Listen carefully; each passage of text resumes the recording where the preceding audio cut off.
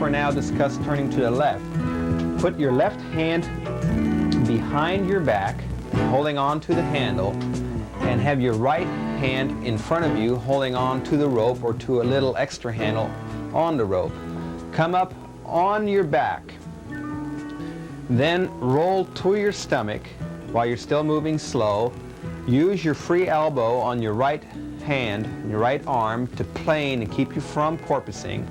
Then when you're at about 20 or 25 miles an hour, push away from the handle, push to the right, pushing your body to the left, away from the rope, spin around backwards, grab a hold of the handle again with your right hand, and ski in the regular deep water backward start position. Once you're skiing backwards on your stomach, the stand-up is just like the backward deep water start position, which was explained to you earlier. An important note to remember is that as you turn, the 180-degree turn from the forward-facing position to the backward-facing position, roll slightly away from the pull of the boat. That way it'll prevent you from catching your side and making it a rough turn. The easier you get to the back position, the easier it will be to maintain the proper balance to complete the trick.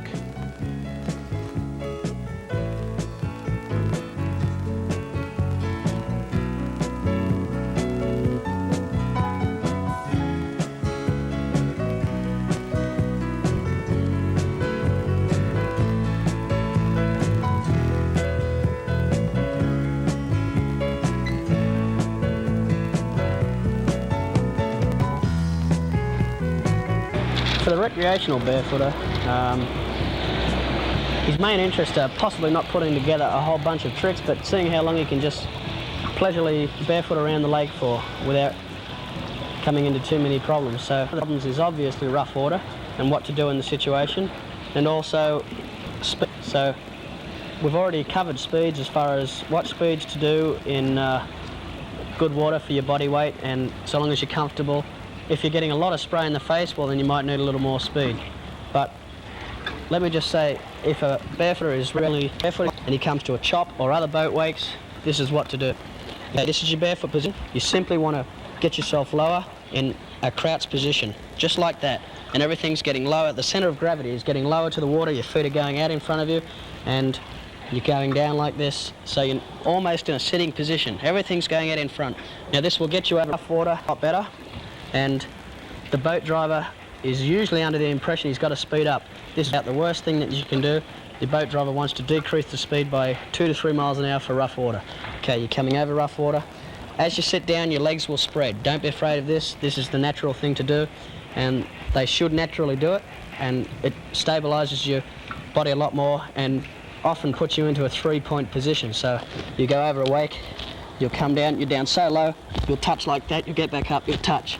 Note these feet are very wide, and then after you're through the rough stuff, back up again into barefoot position. The best way to approach wake slalom is to learn a good cut. Now the best way to find your cut and make sure you're cutting right is to get out the one side of the wake and just cut in and out.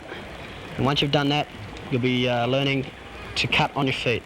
So when you're going to do the wake cross itself, let's say we're starting on the right side of the wake, that's the driver's side. We're cutting over from right to left. You want the weight on the right foot. Left foot has less weight and it will be slightly in front of the right foot. Okay, now you're pulling, you have a little bit more weight on your right hand, a little less on your left, because that's the side that's taking all the strain. Your hips are over your right leg. Now that's really good. That's really a good cut. And then you get over the wake. You must complete a full cross and cut right through the wake. It's the best way. You get, even if your wake's a little bit rough, you cut right through it, and that's you don't get caught on any ruts or whatever happens to be inside your wake. Okay, you get to the other side. You transfer the weight. Okay, changing weight. The weight is now on the left foot to go from left to right. Note the right foot changed there and has no weight on it now, and it is cutting with a little bit, it's a little bit in front of the left foot. Now this should happen very naturally if you're cutting hard enough on your left foot going from left to right. Okay, now you want to come 1 foot cross. Do the same thing, approach the wake, and then just lift your foot. And that's, you're heading for a 1 foot cross because you're basically in a 1 foot position already because your hips are over this right foot, which you want anyway. So you come across, change, start your cut, lift your foot before you get into the wake, and then cut across for a 1 foot cross.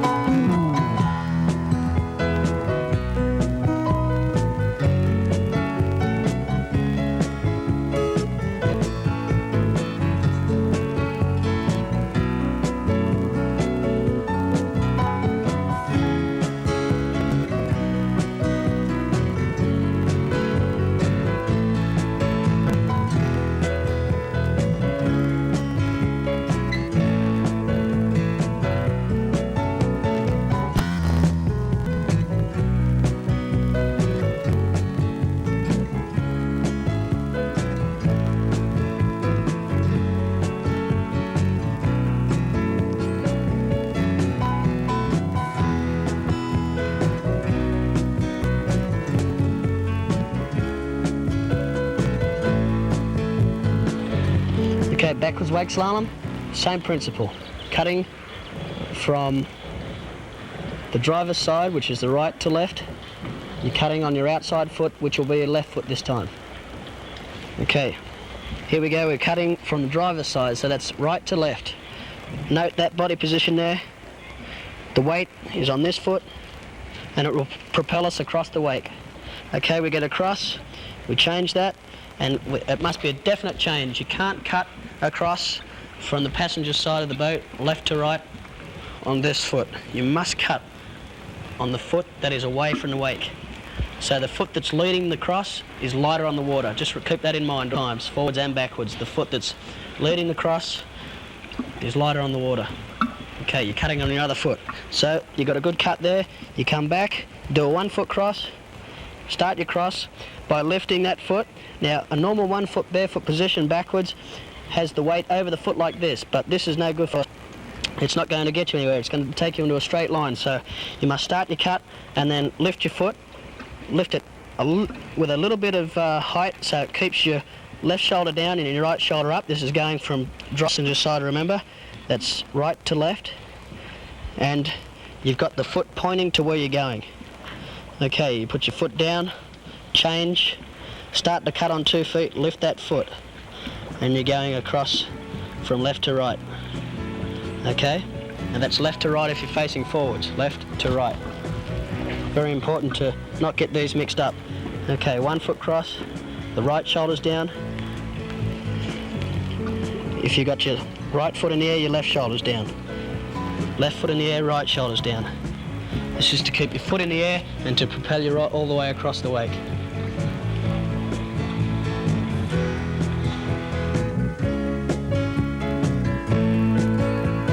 Wake slalom, the skier must do a complete cross of the wake, and if he crosses in 1 foot, he gets himself double the points. So most of the skiers do try and go for the 1 foot crosses. There's some technical rules involved with it. You're not allowed to lose barefoot position during a cross, or you get scratched for the rest of your whole run.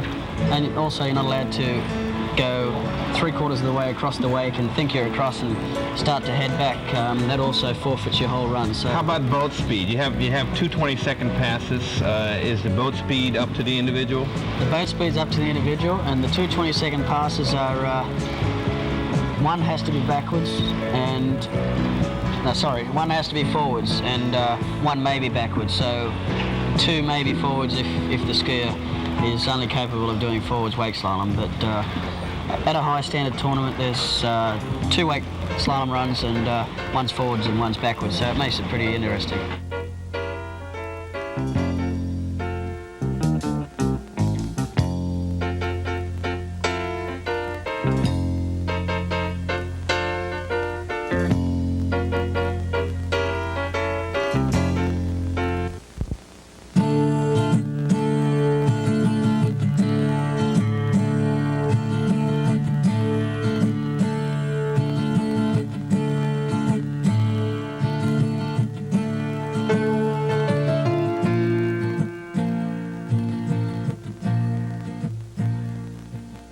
After you feel comfortable barefooting with both feet, and you can cut from side to side a bit, it's time to try 1 foot barefooting. Get your boat speed up about 2-3 miles an hour, and then whichever foot you stand on most comfortably, try riding that one first. Also, you should be on the foot that's closest to the wake. In other words, if you're lifting your left foot, you're skiing on your right foot, be on the left side of the boat wake, and conversely on the other side. Behind a barefoot boom, it doesn't matter which foot you lift. While lifting a foot, just slowly shift your weight onto the foot you want to ski with, and let that foot go ahead of you a little bit more. Remember, it's going to sink in the water a little bit. There's going to be more drag in that foot, so let it get up ahead of you slightly, and then slowly lift the leg you want to lift. You'll feel the extra pressure of the boat, you'll feel your foot riding deeper, but as long as you don't move fast, you should be able to maintain that balance. If you get a little off balance, put your foot back down and use both feet to maintain your balance and get situated again. Now you're ready for the 1 foot reverse. The way to learn it is to go to the opposite side of the wake and lift the other foot in the same manner that you first learned to do the regular trick. In a trick run, it doesn't matter on which side of the wake you go, as long as you don't lift it for a long period of time where you start drifting back to the boat wake.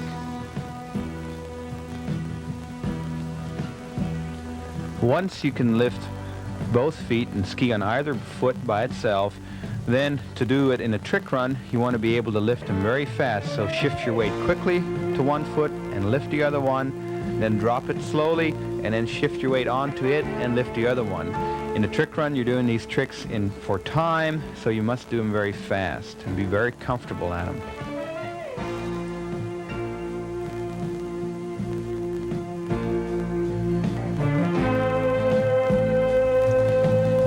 After you're comfortable barefooting backwards, you can try barefooting backwards on 1 foot. Again, the idea is to get outside the wake, just outside it, and lift the foot that is farthest away from the wake. That way it keeps you from cutting back in toward the wake and makes it that much more comfortable. Just like on forward 1 foot, get the boat speed a couple miles an hour faster and slowly shift your weight onto your foot that you want to ski on while lifting the other one, taking the weight off it. And also remember not to stand up too straight, lean slightly away from the boat because there is more drag on the 1 foot than on both feet. On the 1 foot reverse, get outside against the other wake and lift the opposite foot. Just the same way you would learn the regular 1 foot backward barefoot. To do them in a trick run, you want to lift them fast, get on the side of the wake you do your trick run at, and just quickly shift your weight onto your 1 foot, lift it up, and then shift your weight back and lift up the other foot. Try to do them fast because, again, in tricks you don't have a lot of extra time. Okay, I'm going to describe a forwards trick run here. You're skiing along. I'm going to start with the rope in teeth sequence, which is rope in teeth 1 foot, rope in teeth 1 foot reverse. You ski along, you wrap up with the handle while you're on your ski. Okay, you're ready to step off. The tooth piece is close to your mouth and it's easy and very accessible to put in for a quick start for your trick run. Okay, we step off. You can't put the tooth piece in your mouth until you're on your bare feet. Okay, on the bare feet, in the mouth. Right, it's a bit hard to explain while we're got the tooth piece in the mouth, so I'm going to explain before I do it. That was rope in teeth, which is a fairly basic sort of a trick. When you put that tooth piece in your mouth, don't change your barefoot position. Teeth 1 foot, watch the hips go over as I lift the foot. Now that's about the most important thing about this trick.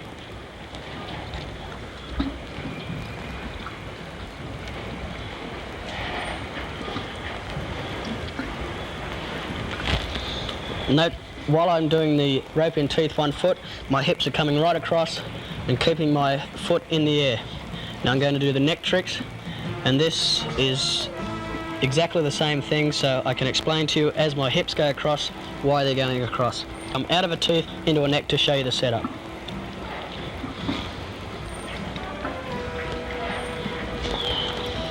Grab the handle down close to the toe piece and then flick it over the neck just like that, nice and quick. Okay, get it so it's nice and comfortable. Rope on neck. Ready for the 1 foot, transfer the hips, bring the foot across over the shin, hold you in a nice barefoot 1 foot position. Transfer to the reverse foot, do the same thing, hips across and just hold that foot over the shin. Hold it as long as you like. Okay, nice and clear to the judges.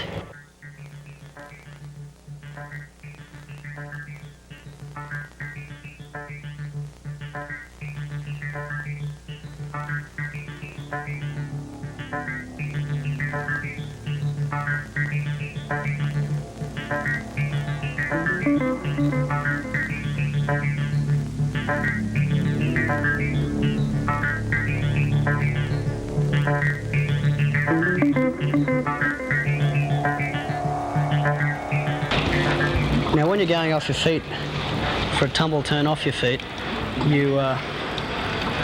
it's best to drop your speed down a few miles an hour to what you can comfortably barefoot ski at. So let's say, for example, 35 miles an hour is a fairly comfortable speed to go off your feet. Now when you go off your feet, a lot of people scare themselves out of it because they're actually rolling from their feet to their back. So there's nothing to be really scared about. You just roll over your shoulder. That's the main thing to think of. So I'll do one here, and then the spin is exactly the same as a tumble turn out of the deep water. So just barefooting along, get down in a little bit of a crouch, not too much, and then start to roll. As you're rolling, your feet are still in the water, and then you're going right over your shoulder, and then your feet are still in the water. When your back hits the water, your feet are still in the water at the same time. So now it's best if you can leave your arms in because it saves you having to stretch out and then pull back in again. So I've gone down, my arms haven't moved, and I'm just going to spin back around and then stand back up. So we'll just do another one there. Quite gentle and back.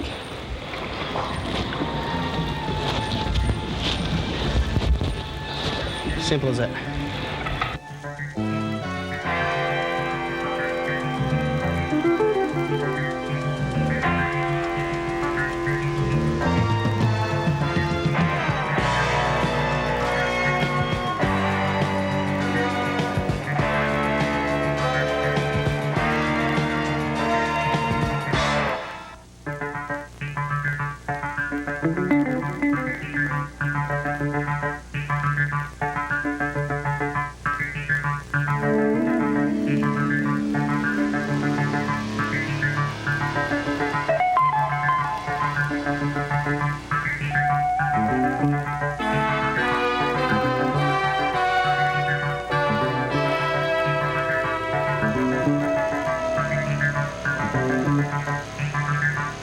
Okay, nice and clear to the judges.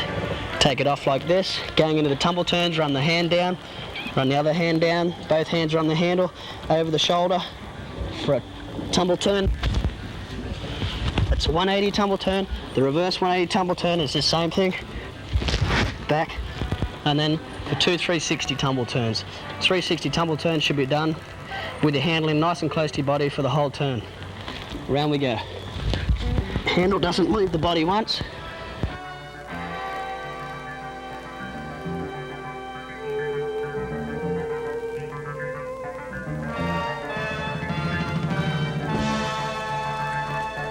Okay, note that the handle stays in close to the body for the whole turn, and this makes a very easy tumble turn. Down, body is in close, handle doesn't leave the body. Okay, I didn't let my arms stretch out so I didn't have to pull too hard. Down for the reverse, over the shoulder, keep that handle in, and up.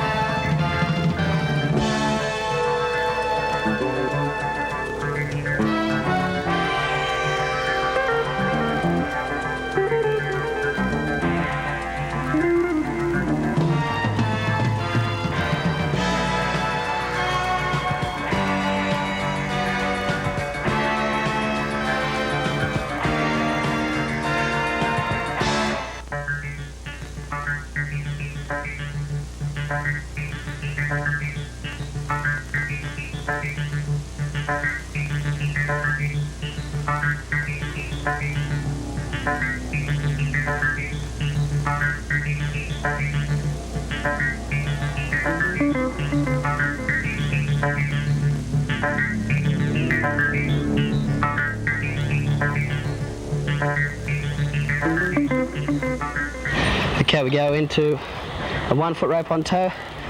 This is a 1 foot, move it across, straight up into the toe piece, let the toe piece take the pressure, and then let go of the toe harness and don't change your upper body whatsoever. That's a rope on toe there. Come back, grab the handle, down, up into the toe reverse. Okay, now the foot is well in front of the toe piece. Just let your toe piece go down, bring your foot back a little, take the pressure, let that foot come down a little low as it wants to, and just let your arms off. Don't throw your arms back like this or you're going to go straight back. Okay, that's hands are on the handle, just take it off very slowly and maintain that position.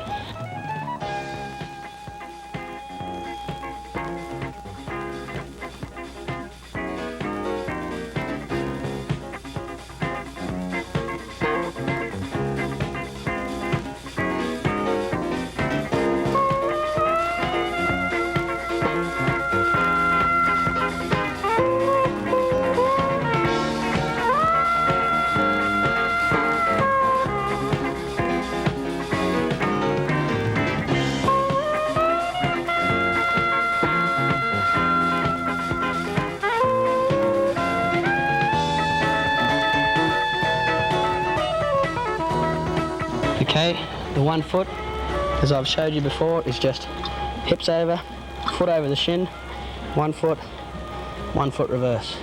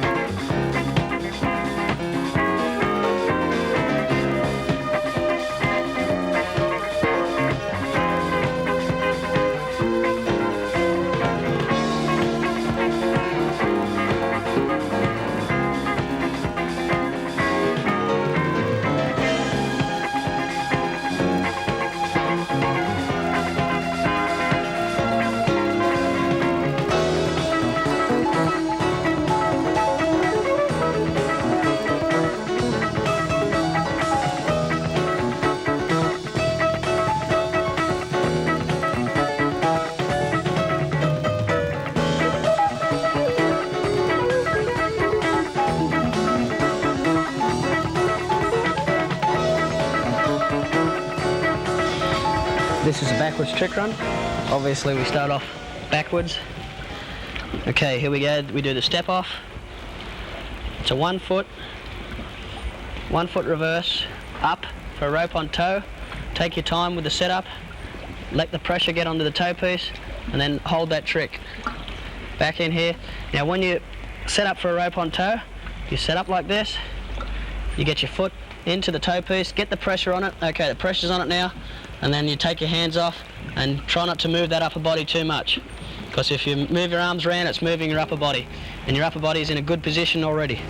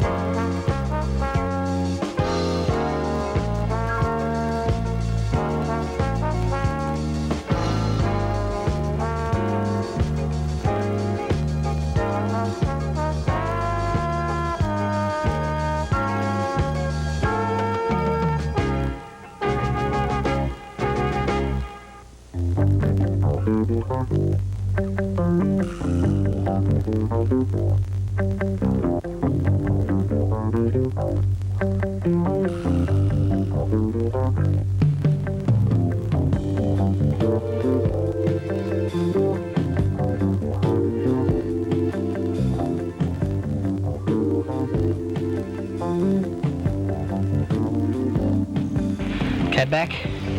Now into a 180, and then a front to back 180. The front to back 180 is one of the more difficult tricks, and probably should only be attempted by a fairly solid sort of a barefooter, and more importantly a solid backwards barefooter, because you're landing in some bad positions sometimes, and a solid barefooter can pull himself out of it a lot easier than a person who's just starting off on their backwards.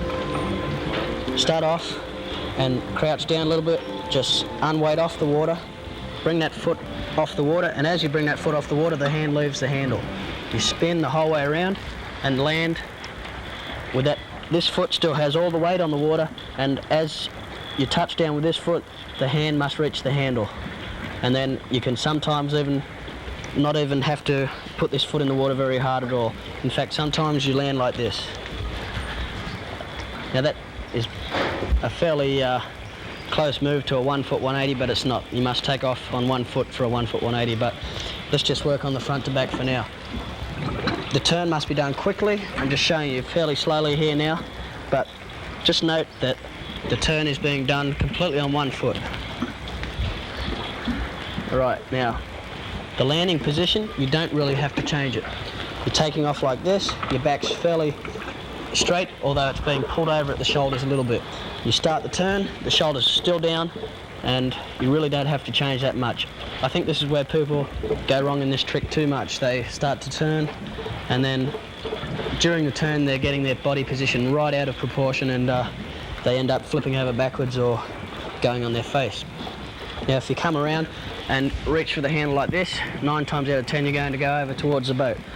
If you spin around and lean away from the boat, you're going to go flat on your face. So it's very important to have your body, your chest upright. Okay? Start your spin, and really your upper body does not change. Just notice that. Upper body is not changing here. Okay, so it's all done with the spin on this right leg, and it's all done with bringing your arm around. That brings your shoulders around to get your hand on the handle. Very important. Okay, the speed of the trick is done fairly quickly, so it's a nice snappy spin. Okay, on a front to back 180, you want to go your backwards barefooting speed. Now I say backwards barefooting speed, everybody that's attempting a front to back 180 should know that, because you shouldn't really be attempting a front to back 180 unless you already have your proficient backwards barefooting speed. So mine is 37 miles per hour. That's what speed I do my front to back 180s at. Same applies for back to front 180, backwards barefooting speed. Okay, now back to front 180, here's your backwards barefoot position, ready to do the trick. Unweight on the foot that's going to be doing the turning. Now the foot is going to come around like this in front. Some people prefer to turn around like this and put their foot through the spray. It's a very awkward way of doing the trick, and I suggest that everybody does it this way here. Okay, you're taking off, you're on your 2 feet backwards, unweight a little, get over this foot. This foot you're going to be turning on when you're spinning away from the wake, okay? The wake's here, I'm spinning away from the wake. Now, I'm barefooting, I'm up on this foot. Now my weight, my shoulders are over this foot here, the one that's turning. I have a little bit less weight on the hand that's going to come around. Okay, the left hand is going to be coming around like this to get the handle. So I've got a little bit less weight on that handle. Okay, up like that, that's an over-exaggerated 180 because the left shoulder got down and the foot comes around really easily. Now, let me just try and explain this a little better. We're up here, we're in the backwards barefoot position, even weight on both feet. Okay, now start to unweight. The trick is starting to form. Release the left hand a little bit and spin slowly like that. Is a fairly well explanation of body position. Note the body position doesn't really change that much, the upper body. These 180 turns, you don't really need to change the upper body too much. The only time you really do need to change the upper body is if your own instincts tell you that you're out of position halfway through the 180 turn. Then you may need to move your body position back or forward, whichever way, but the perfect 180 turn, the body position won't change. Okay, now this also must be done fairly fast and unweight, and once you decide to do your spin, reach for the handle as fast as you can with your left hand, such as that. Now, a perfect 180 is done feet to feet. I say that not because it looks better, but because it really is the easiest way of doing it. Feet to feet means that your body position hasn't changed halfway around, your upper body stayed the same, your lower body has swung your legs around fairly well, and it's left you in a good forwards barefooting position. You can sit down for safety measures, by all means. It's quite a safe way of doing it in competitions, and in competitions you're not really out to impress the crowd. So here we go. Just sit down like that, and that will make the trick a lot safer. Okay, note that I came around, my feet were under me, I just sat down and pushed my foot out in front. This will stop you from going out the front. Now, it's a good practice to sit down for safety reasons, but the feet to feet 180 is a lot quicker and saves you a lot more time, and is a good thing to strive for. So if you're doing them feet to feet, when you start to get close to them, stick with that measure. You're doing it correctly, and pretty soon, after time, the 180 will really fall into position. So here's how it looks feet to feet. Okay, it's a quick turn and really looks very, very easy on the water when it's done correctly. Now into a 180, and then a front to back 180. And if we go for the line 180, just watch carefully this setup here because it's a very important factor of this trick. Okay, get down, put the shoulders down a little bit. It's easier to grab. Come through and grab that handle. Now, you don't want to go on with the handle one hand for too long because it'll spin you around real quick. So if you can get it down, hold really tight on that right hand, and then come through and grab the handle fairly quickly. Turn the handle down and then grab it with your other hand. Now you're ready for a line 180. You've got both hands on the handle, and you'll come around and land with both hands with a good strong grip. Okay, we're setting up for a line 180. We get down, easier to set up. Put the hand between the legs, turn the handle down, grab the handle, and then when you go for the step, just pick the leg up and turn. You don't have to throw your leg right over the rope, because as soon as you pick that leg up and turn, it's just going to be in a nice position, and you want it fairly close to the rope so that it's not flying in the air and you'll land straight on your shoulder. So if you just pick that leg up, I'll just do it one more time and explain. Okay, drop the handle down, hands between the leg, turn the handle down, grab that handle. Now rock your left shoulder over, pick your leg up, and it'll make this foot come down, and then you can just touch down for safety. But if you had have done the trick by lifting your leg right up in the air, you come down straight on your back, real hard, just like that.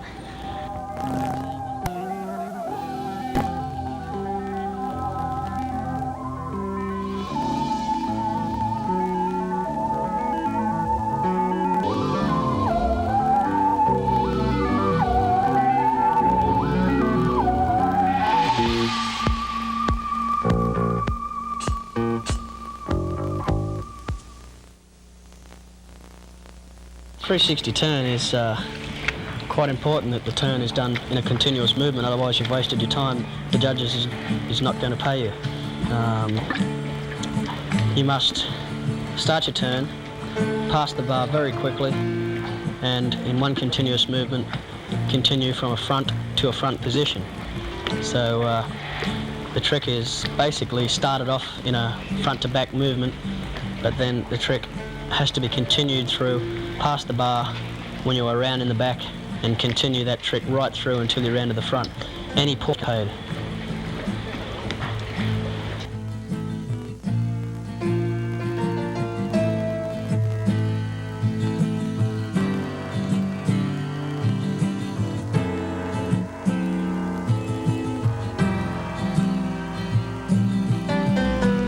With the front to back, this trick has to be done feet to feet.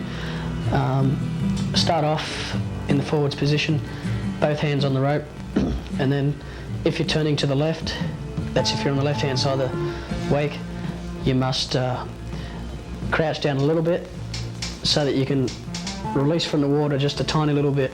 You don't want to leave the water, but you do want to get your weight off the water a little. So start to crouch, and then as you bring your shoulders up, start to go into your turn, keeping the leg fairly close to the rope in the duration of the turn. That's the leg that's going over the rope.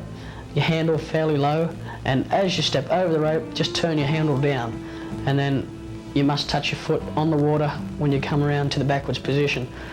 The turn can be done fairly slowly. In fact, it's better to be done slowly, because if it's done too fast, you'll overspin, and the foot that's coming around will go into the water too heavy, and you'll just crash over to the side. So if you can just spin fairly slowly and touch down the foot nice and gently, and don't worry about your foot that's spinning catching on the water, because it won't.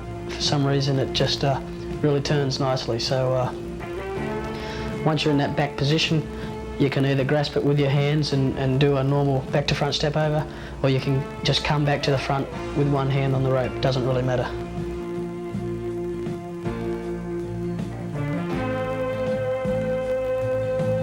A 1 foot 180 is quite a difficult trick. It falls into the same category as a toe 180 really, except you've got to pass the bar at the same time, which makes it quite a difficult trick. You must start off clearly on 1 foot. So what I always do when I'm about to do the trick, I set myself up on the 1 foot before I even think about doing it.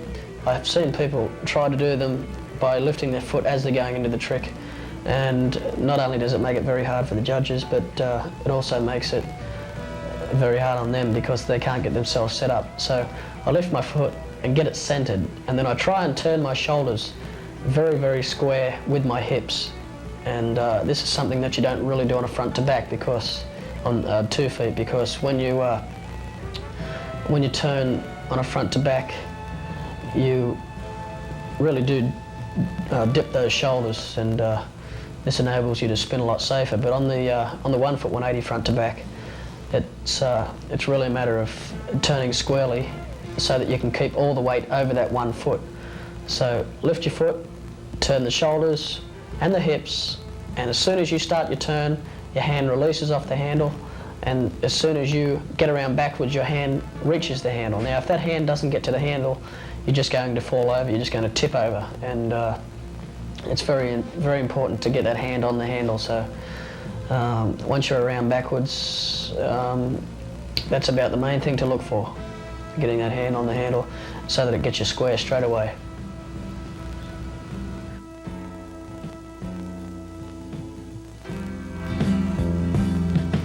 Rope on toe 180, you must be very sure that you put your foot well into the toe pad, or you're going to find it's just going to come off every time, which means you're not going to scoop over it, and that's the name of the game.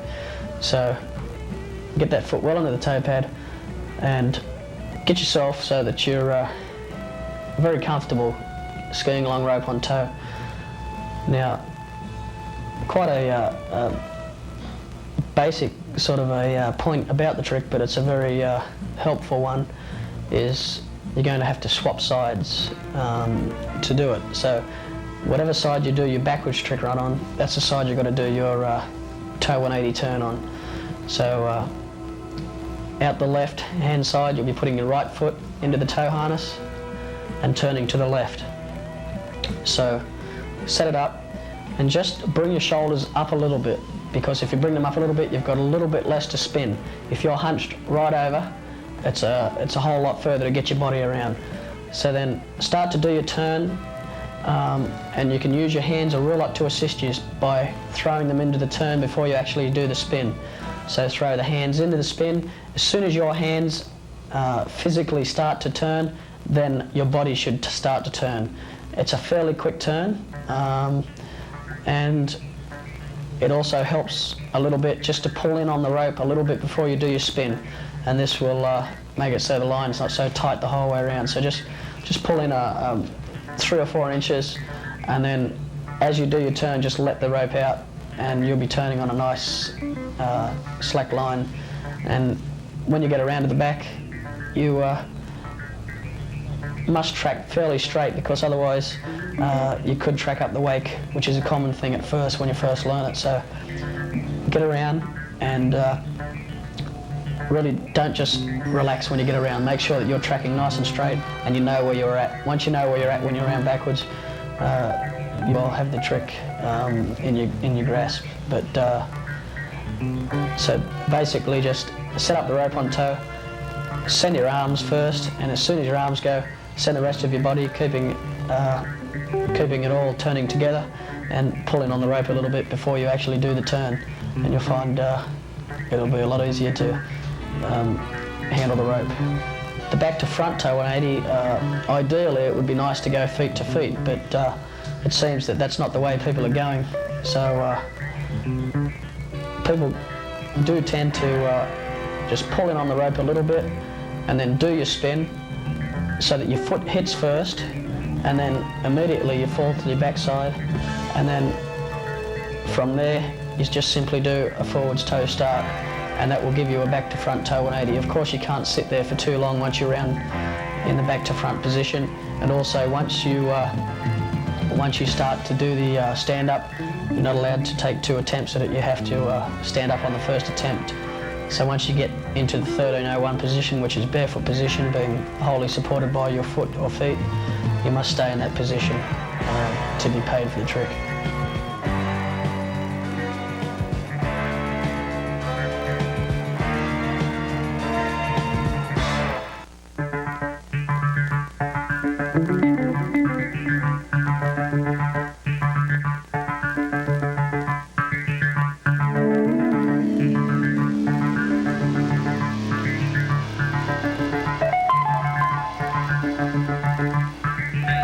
When a skier reaches his ability to barefoot, the natural progression is to go for deep water starts, then get solid on your feet and go for a 1 foot.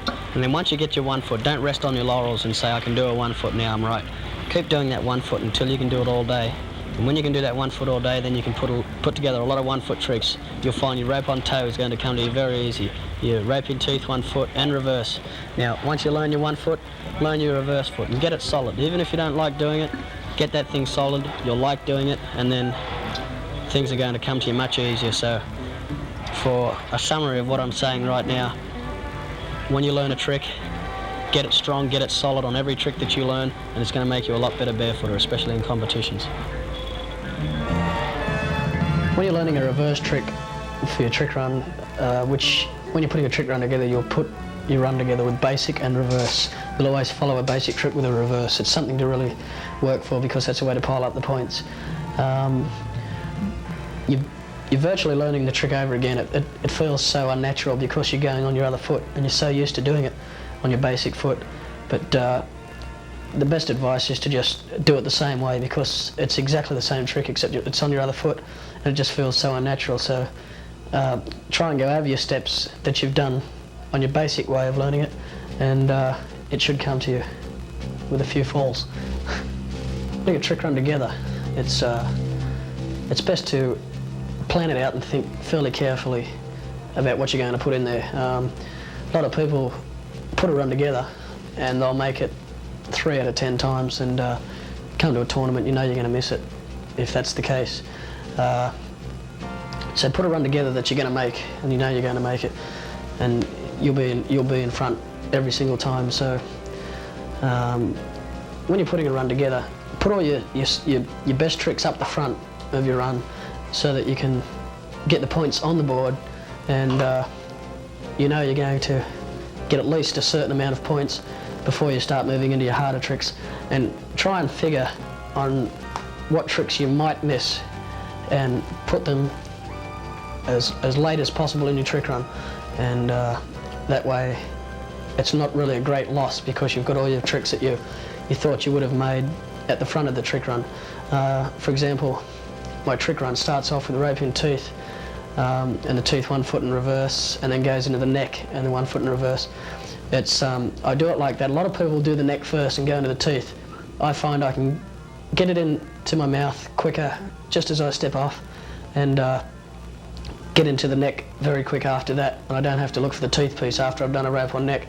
This gets you very flustered, and in a trick run you really don't have as much time as you'd really like, and you really think about it in the duration of the run. So when you're putting those two together, try and figure out what you'd rather have first.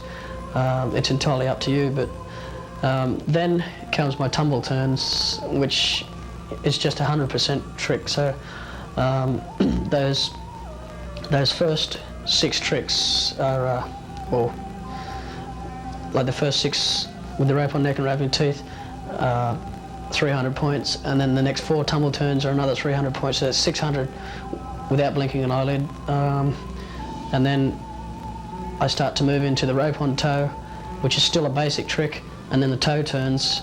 So you can see that they start to get harder and harder as you go, and that's about on the grounds that you want to put a trick run together. On your backwards trick runs, you usually always start with your 2 1-foots and then your toes, because they're the basic tricks. Then you can move into your 180s and you get a nice sequence of 180s going. Put your best, if you do a line 180 better than a normal back to front 180, then by all means put that first. But it's entirely up to you, but all I'm saying is just think and put a run together that's going to be a sensible one. At the end of my trick run, I put my 2 360s at the end, which I consider possibly the riskiest, although they're even the quickest. And when you do make them, they're really quite easy, but they're at the end of my run because they're the riskiest, and all my easy tricks were on the board before I even got to those, so it's very important to do that.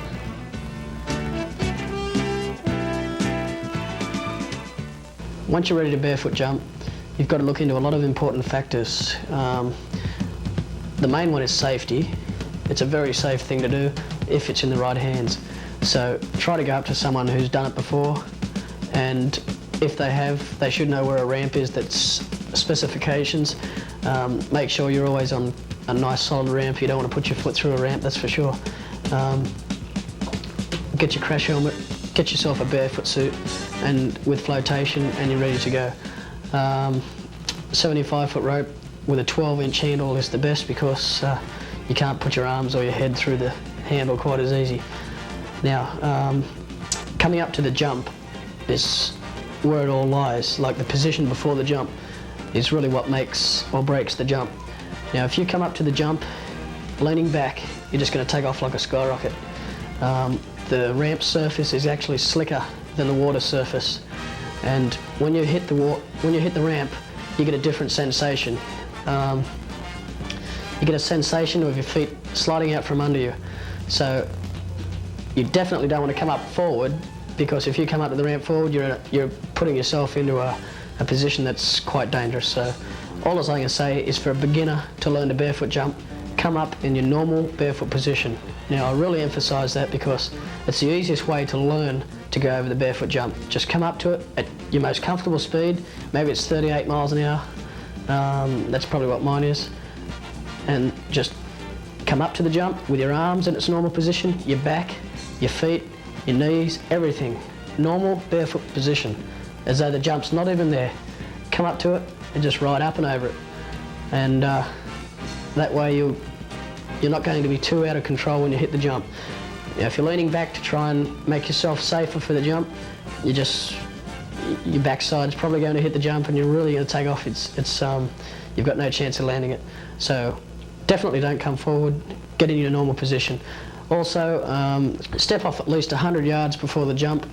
That will make it, you'll get yourself set up nicely before you hit the ramp, and you won't be bothered about your step off. That's the last thing you want to be thinking about. Also, have it in very, very nice water. For your first few attempts, you want glass water, and then you don't even have to think about going over rough water or keeping your position so that it's safe. So that's something also. Wait around for a very nice glassy day. You also want a good boat driver who's probably done it before, and get him to drive about between 8 and 10 feet away from the jump. Probably 8 feet is good for a beginner. And a nice straight line, straight past the jump. You'll jump out the right side of the boat, that's the rules, and if you're not accustomed to barefooting out the right-hand side of the wake, then go for good long runs out the right-hand side of the wake before you even try to barefoot jump.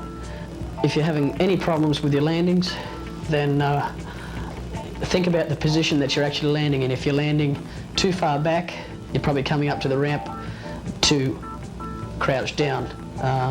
So stand up a little bit. And if you're hitting with your feet and crouch down, so stand up a little bit. And if you're hitting with your feet and just bouncing over the front, you want to hit the jump and just let your legs collapse a little bit. Just crush on the ramp a little bit, and that will stop you from going so high and give you a little more control on the ramp. So landings have a lot to do with your approach to the ramp, and like I said before, it all lies in the way you come up to the ramp. Competition, there are a set of rules for barefoot jumping. There's a course the boat has to drive down, and you can give the boat driver your speed and how far out from the ramp you want him to drive. So you must be stepped off by a certain buoy, and you must be standing up after the ramp by a certain buoy. So learn your rules, read up on them. If you are intending to barefoot jump in competitions, it'd be very advantageous. The stand-up buoy and the ride-out buoy is the same one, so the rules may change, but at this stage, your stand-up buoy and your ride-out buoy are the same one. So if you can get yourself a copy of a rule book, it's very advantageous to any barefooter.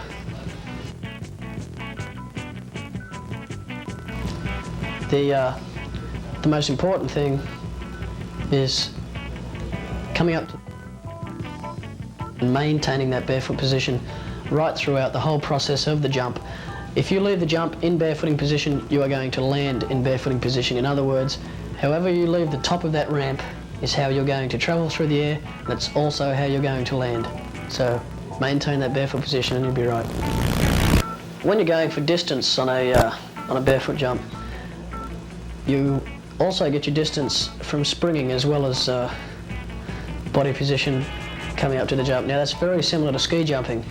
The only thing is the kick off the ramp is quite different because your position is quite back coming up to the jump, and you can't really kick off the jump because to kick off it and extend your knees will probably put your face on the ramp every time.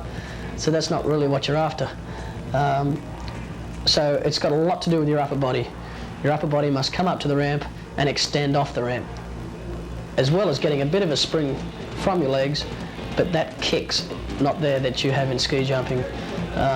If you could kick off the ramp like in ski jumping, you'd go a mile, but unfortunately barefoot position just won't allow it. So it's all in your upper body, the spring, and the spring is very important to get distance. The bigger the spring, the better the jump's going to be. And if you've done a little bit of ski jumping, well then you'll certainly know what springing is all about, so it's a little bit of an advantage there, but it's definitely not critical.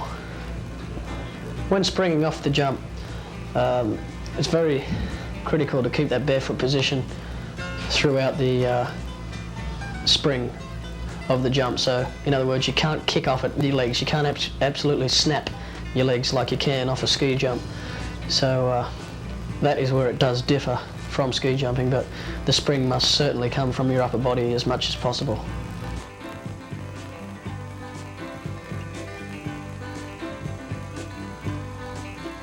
Weight training is very good for sure. It builds up your endurance, but you must be careful not to go out and bulk out, because that can lead to injuries and make you a little bit tighter in your movements. So if you're going to do weight training, do repetition weights. Do say 4 sets of 10 or maybe 3 sets of 10 with weights that you can fairly easily lift, and you can do them quite fast, and that will build up any endurance that you do need that you lack in your training. So which part of the body should the barefooter try to build up the most? Well, which parts? I'd say the upper body is very advantageous, but the strength in a barefoot skier is really coming from the abdominal section, which is a really good thing to have strong abdominal muscles in barefooting, because it assists you in a lot of ways. Legs are not that important, although knees can go out if they catch on an edge, so it's good to build up your knees. So leg exercises are good to prevent injuries. If you're on the water a lot, you start to get tired, and another good thing to prevent injuries is stretching, and it's nearly a must to stretch before you're barefoot.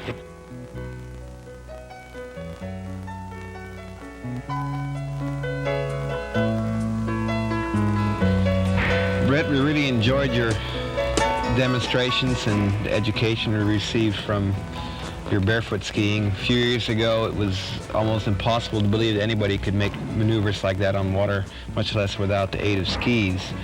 I'd like you to sum up your feelings of barefooting and something you can pass along to the people that have had a chance to enjoy your instruction. Well, my feelings of barefooting are it's a sport just like the sport of water skiing is with your 3-event skiing. It's just not unlike it at all.